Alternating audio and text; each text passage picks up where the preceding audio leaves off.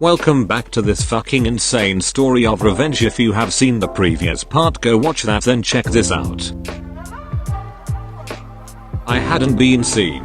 I just sat there in the car bawling my eyes out. After about a half an hour, I cranked my car and headed back to my mom's. I told no one what I'd just seen.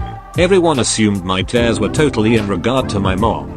They of course partially were, but the betrayal I'd just seen witnessed was like something so sadistic I struggled to grasp it. My logic knew my mom was my top priority, especially so close to the end. Yet I felt so deceived by Angie. I felt a rage like I'd never known before, and I'd felt plenty of rage. I thought of calling Angie, letting her know what I'd seen and cursing her out, but I knew if she didn't care enough to be faithful to me while my mother was on her deathbed, a steam of profanity wouldn't bother her. I made sure my mother was comfortable and went to try and sleep in my old childhood room. I cried. I slept. I woke up crying and cried some more throughout the night. I awoke to my cell phone ringing and saw it was Angie calling. I ignored the call and the urge to slam the phone against the wall. I went in to check on my mom, who was in a deep sleep due to the morphine sulfate they had her on. I managed to text Angie I was very busy with my mom and would call her later. After forcing myself to eat food I didn't want and taking a shower, the hospice nurses came by to check on my mom. After checking her vital signs, they regretfully informed me that my mother would die within 48 hours. I thanked them and walked out into the backyard, trying to not totally lose my mind with all that had happened and was about to happen. I managed to text Angie and told her my mother's condition was about the same. I didn't want to see her, I didn't want to talk to her, and I didn't want her showing up. I owed it to my mom to do everything I could to make sure her last moments were as peaceful as I could. The next afternoon, just before 4 p.m, my mother took her last breath with me by her side, holding her hand as her life expired. The next 3 days I was in a total daze, meeting with her pastor and making final touches on the church and burial service. But I could not for the life of me get the images of Angie and Will fornicating right in front of me out of my mind. The more I thought about it, the angrier I got. I was mad at Angie, furious, but remembering how Will had been so overly friendly toward me made my blood boil even more. If they hadn't already been intimate when I first met him, they were soon about to. That made me want to know just exactly who the son of a bitch really was. I opened the site I used for background checks. I hadn't checked him out before because I wanted to trust Angie and her decision making. I'd sensed from the moment I met him he was bad news. I was actually angry at myself for ignoring my gut instincts. I knew nothing but his first and last name. It was a distinct last name I had difficulty spelling correctly. When I finally got it right, a link popped up which I opened to see an old mugshot of Will S from many years. The next 3 days I was in a total daze, meeting with her pastor and making final touches on the church and burial service. But I could not for the life of me get the images of Angie and Will fornicating right in front of me out of my mind. The more I thought about it, the angrier I got. I was mad at Angie, furious, but remembering how Will had been so overly friendly toward me made my blood boil even more. If they hadn't already been intimate when I first met him, they were soon about to. That made me want to know just exactly who the son of a bitch really was. I opened the site I used for background checks. I hadn't checked him out before because I wanted to trust Angie and her decision making.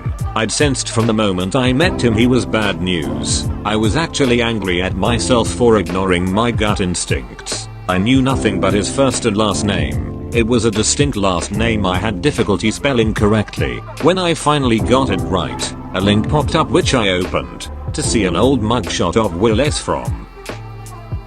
By the time her funeral was over and everyone had left, I was exhausted and mentally spent. As I put my head on the pillow to try and sleep, Angie called, not knowing my mom had passed or that I knew what she'd been up to. She'd been texting and calling much less in the days before my discovery and after. I answered the phone and tried my best to sound as glad to hear from her as I could. I didn't let on anything had changed with my mom's status, nor that I knew about her and Will, or what I knew about Will. I let her do most of the talking and internalized every word I knew to be a lie, as if I totally believed her and appreciated her false sympathy. When she claimed she missed me as we said goodbye, I lied and told her the same. but in all honesty at that moment if she'd dropped dead, I would not have cared in the least. I had a few weeks off from work for bereavement. I knew things with Angie were over and done with, but part of me couldn't help but struggle with how cruelly she had treated me, intentionally or not. I was glad to know the truth about her and about Will, before any further lies and betrayal could occur. But I felt what both of them had done to me at a time when I was struggling to keep it together was just flat out wrong. I wanted revenge. I wanted to destroy both of their lives and yet never let either know I had any part of any of it. I called my human resources department and filled out the necessary FMLA, Family Medical Leave Act, paperwork to stay out longer than my given 2 weeks. I truly had no reason to worry about getting fired, but I took the legal route and had enough of a nest egg to pay my bills for half a year or more if I needed to.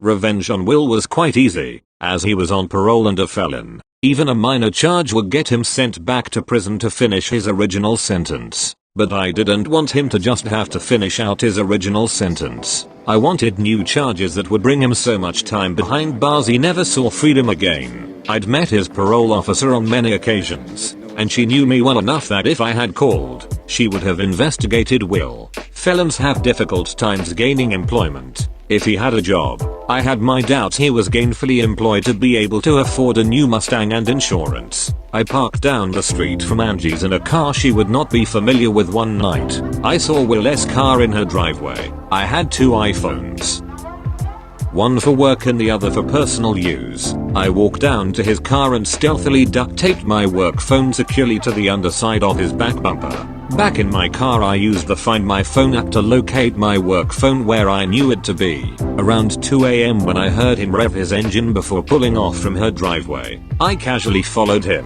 not wanting him to suspect he was being tailed. I was about a quarter mile away from the phone signal when I noticed my phone had stopped moving. I followed the signal to a cruddy looking house in a below average part of Angie's town. His car was parked, and he'd already got inside. I wrote down the license plate number and parked down the street. I slept several hours in view of his house after seeing no activity. When the sun rose I went and bought some breakfast to eat and returned. Over the course of the day, it was easy to tell either Will had a lot of friends who saw no reason to stay and talk very long, or he was dealing. He was most likely dealing a highly addictive substance like cocaine, heroin or meth. After a few hours many customers returned for more of the narcotics it was obvious he was selling. I took photos of each car that stopped by along with some video. I went back each day about the same time to document the continuing activity. I also observed each night about 6 PM when I knew Angie was getting off of work he would leave. I trailed him each night to see him meet Angie at a restaurant or went straight to her house. I had major doubts she'd ever been to his house, at least not that house. I had enough evidence to turn over to the local police, but I decided to document his activities one more day, as I knew he hadn't been out to get more drugs to sell. That last day as I staked out his house around 3 PM people stopped coming by, which was unusual. I sat and observed when about 30 minutes later a large black Cadillac Escalade pulled into his driveway. I had usually seen no more than one person get out of a vehicle to go into Will's house. This time I observed 3 large males exit the vehicle and open the back door to escort a middle-aged man inside. They stayed in Will's house for over 2 hours, which absolutely nobody had been doing. I was fairly certain the middle-aged man was his source for the drugs he was selling.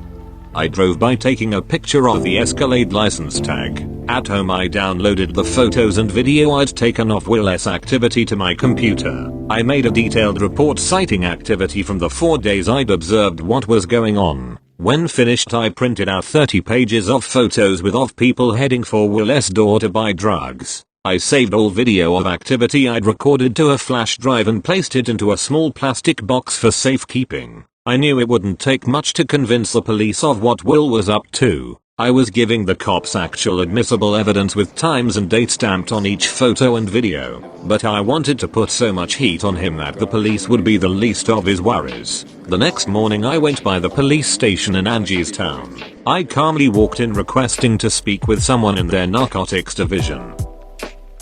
A uniformed officer came out from the office section. I shook his hand and I handed him one of my business cards. He stared at the card for several seconds, as two of the lawyers in the firm I worked for regularly worked in Angie's town. The cop knew the business card carried quite a bit of clout even if I never passed the bar exam. I told him I had some information he might want to take a look at. The detective happily led me back to a conference room where we made small talk about mutual acquaintances. But soon I pushed a folder of paperwork and the box with the flash drive across the table toward him. Listed on the first pages was Will's full name, date of birth, his criminal record and parole officer. The detective examined the photos and I sat quietly as he did. By the expressions on his face he obviously realized he'd been given information that could easily lead to an arrest warrant for Will. He must have also imagined how much narcotics arrests could get off of the street, potential promotions and other positives. He thanked me for the evidence and placed the folder back down on the table. He asked me if I would be willing to testify. I explained the damning evidence was so I wouldn't have to. He smiled and casually asked if there was anything I needed. I explained that I felt Will had been allowed off prison far too soon. It was obvious he had not been rehabilitated and deserved to go back to jail for much longer. The detective agreed but again asked what I wanted in exchange for the information. I pulled out a photo of the black Escalade with license plate number and pushed it toward him. I asked him to write the tag number down for his own benefit. I explained the owner of the Escalade might be an even bigger drug dealer. I reaffirmed I wanted my name kept out of any police or court reports. He agreed. I then lied and said my firm was representing someone who may have been set up by the owner of the Escalade. He knew I could have gotten one of the lawyers in my firm to call in a favor for the info, but he also knew lawyers like to use their favors sparingly. He thought quietly for a few seconds, realizing I'd given him yet another lead to potentially follow. I'd done more detective work in 5 days than his entire staff had done in months, so he happily agreed. 10 minutes later he returned with a printout of the tag with the name and address of who it was registered to. I folded the printout and put it into my pocket. The detective and I made some more small talk about sports and cars before I shook the detective's hand and headed out to my car. I drove home knowing a judge would soon be filling out an arrest warrant for Will. I kept to myself for a few days monitoring the arrest reports from Angie's local paper online. One morning the front site showed a photo of a very bewildered Will being led away in handcuffs. As long as nobody had made any stupid errors to let him off on a technicality, he'd be finishing out his original time plus many additional years. There was always the possibility he might get a good lawyer to get the charges reduced, or find some loophole to get him off scot-free. I couldn't and wouldn't let that happen. I drove to the location the cop had given me. Sure enough, there was the large luxury vehicle sitting in the driveway of a modest house. Down the street I waited about an hour until I saw what I believed to be one of his bodyguards leave in a different car. I followed and watched the guy go inside a mini-mart. I parked around the other side so my vehicle was hidden. I got out of my car, lit up a smoke and waited for the guy to come out. My sunglasses obscured my face quite a bit. When he exited the store, I called him over telling him I needed to tell him something. I'm sure he thought I was going to ask for gas money or tell him he needed to find Jesus. When I told him I had some information his boss, whom I will call Marcus, might want to know, he was shocked. He asked who I was. I told the guy none of that was important, but I was certain with the information I could give him, Marcus would greatly appreciate. He began looking around nervously thinking it might be a bust, but I told him to relax. I told him to tell Marcus that Will had gotten busted, which he knew to be true, and had every intention of cutting a plea bargain. I suggested that Marcus get one of his boys in county jail to have a talk with Will, but I also explained they all needed to lay low until the heat had died down. Of course, I had no idea if any plea bargain was on the table, but a stranger volunteering such information out of the blue sure as hell wasn't going to look good to his boss. I knew how things worked well enough to know if Will made it to prison, the average dealer had enough connections inside to leave Will eating out of a feeding tube the rest of his days, or worse. As I walked away, the guy asked my name and obviously wanted to get his gun from his car. I simply explained that Will had some payback coming from a previous betrayal, and that Marcus had picked the wrong guy to sell his product. That wasn't a lie. He'd betrayed me.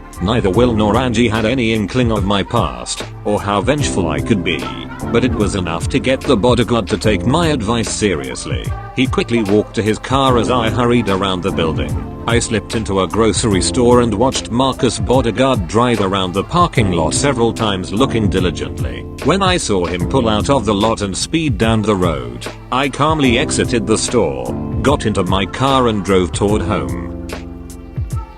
Been driving 10 minutes when my phone rang. The caller had let me know it was Angie calling.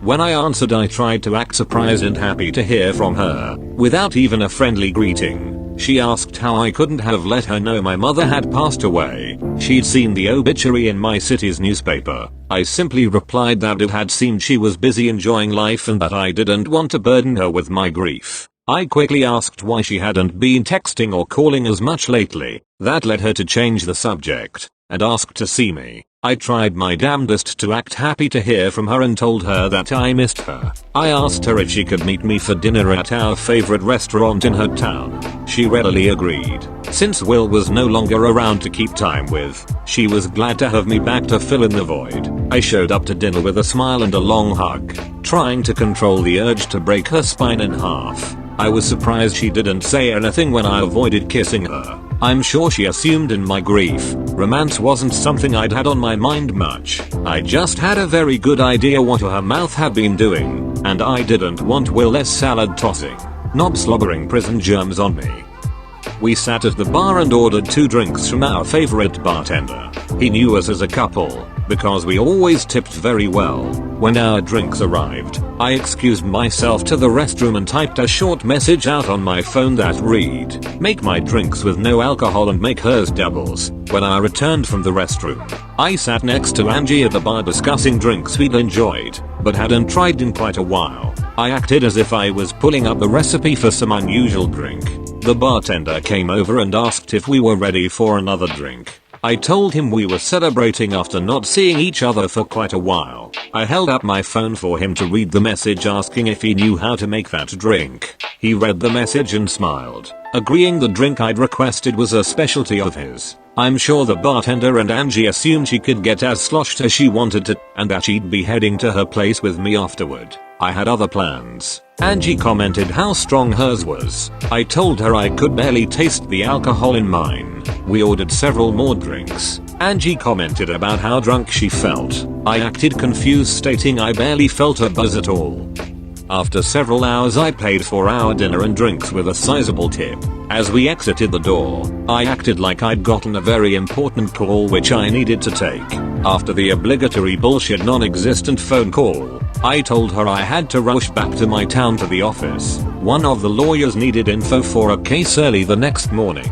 I asked her to go to her house and wait on me, promising the errand wouldn't take long. I helped her into her car and watched her pull off, before using my cell phone to immediately call the police and tell them I'd seen a drunk driver leaving that restaurant. I urged them to hurry. The person was in no shape to be driving. I jumped into my car and headed toward Angie's house about 2 miles away, about a mile from her house. I saw blue lights ahead of me and slowed down to see Angie's car pulled over. I knew she was going to get a DWI, as that is in fact what I had planned. What neither she nor I knew was that Will had been using her car to deliver cocaine to low-level dealers under him. They did the obligatory search of Angie's car and found several ounces of cocaine stashed beneath the back seat. I had absolutely no intention of getting her arrested for narcotics possession with intent to sell, but the fact Angie had given me her spare car key the same night she'd given me her spare house key, I knew Will could have just as easily been the one to fuck my life up.